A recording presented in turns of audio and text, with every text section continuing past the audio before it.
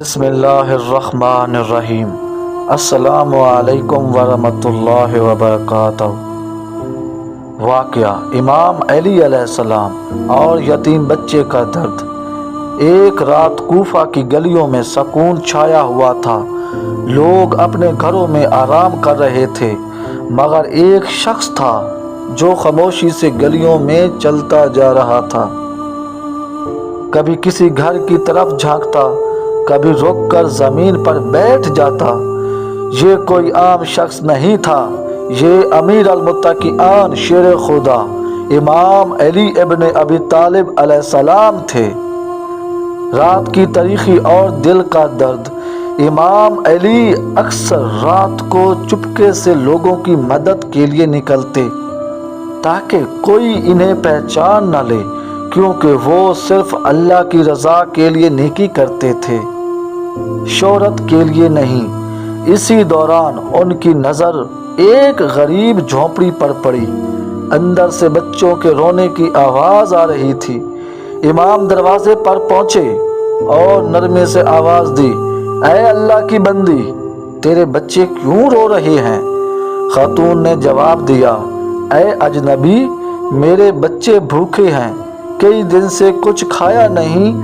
میں نے چولہے پر خالی ہانڈی رکھی ہے تاکہ وہ سمجھیں کچھ پک رہا ہے اور سو جائیں، مگر بھوک نے انہیں بے حال کر دیا ہے۔ امام کے دل پر خنجر چل گیا۔ ان کی آنکھ بھر آئی۔ انہوں نے پوچھا، تو کیوں نہیں مانگتی؟ خاتون نے کہا، میں نے سنا ہے کہ ہمارا خلیفہ علی عادل ہے، مگر شاید اسے ہمارے حال کی خبر نہیں۔ یہ سننا تھا کہ امام کا دل تڑپ اٹھا۔ وہ کچھ کہے بغیر واپس لوٹے۔